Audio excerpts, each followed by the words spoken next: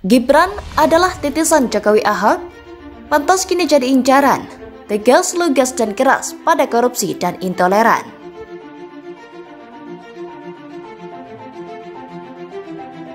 Saya yakin Mas Gibran di mana saja pasti akan melakukan tugasnya dengan baik. Mau di Jawa Tengah manapun lah, karena saya tahu betapa pekerja kerasnya beliau untuk kerja untuk rakyat.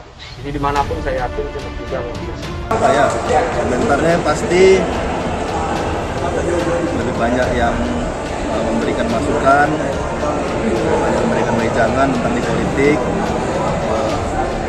Nasihat dari saya pastinya banyak-banyak belajar saja. Ya mestinya sadar bahwa akan ada ya generasi baru dan kita mendukung ya tentu saja yang muda, sehingga kan meneguhkan sebagai bagian dari meregenerasi partai, dan partai itu menjadi yang partai maju, partai modern.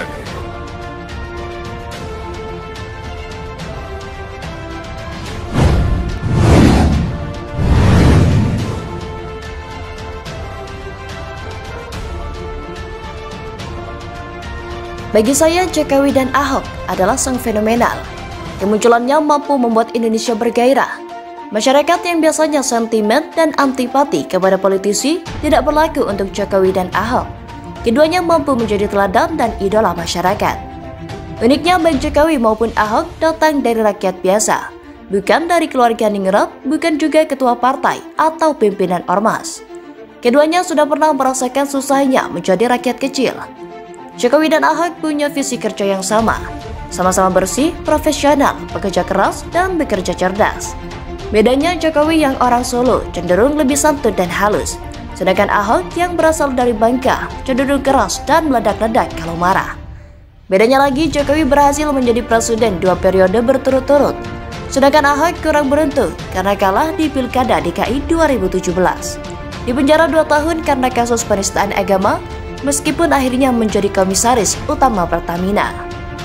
Apapun yang menimpa Jokowi dan Ahok, keduanya tetap menjadi teladan dan idola masyarakat. Keduanya disebut-sebut sebagai sosok politisi langka yang mungkin tidak akan lahir Jokowi dan Ahok dalam 1 dekade ke depan. Masyarakat sebenarnya mengharapkan Ahok jadi penerus Jokowi. Skenarionya, Ahok menang di Pilkada DKI 2017 dan maju di Pilpres 2024. Namun dunia politik begitu terjal dan tidak semulus yang dibayangkan.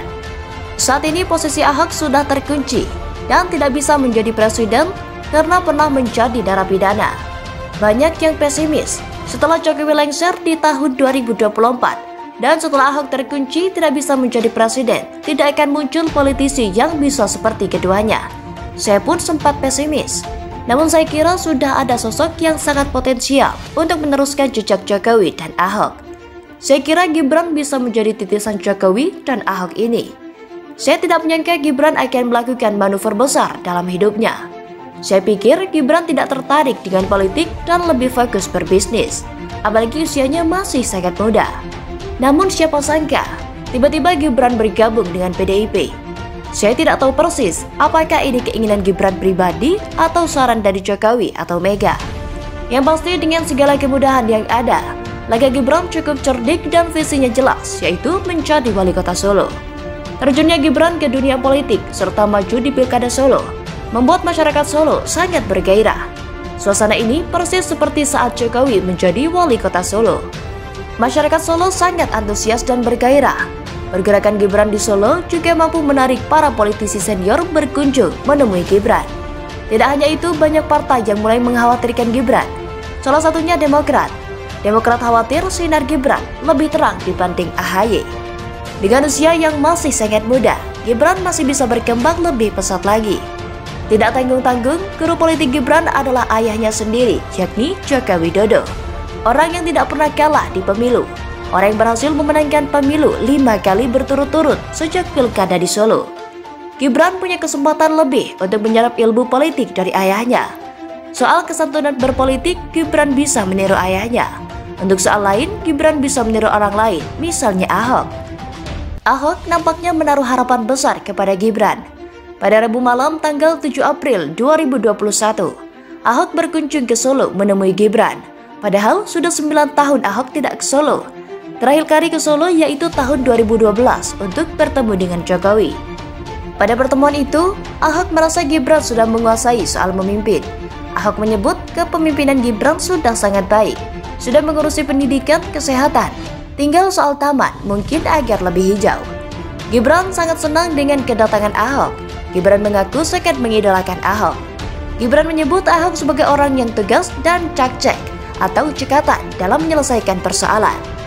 Saat ini mungkin masih terlalu prematur untuk menyebut Gibran bisa menjadi titisan Jokowi dan Ahok.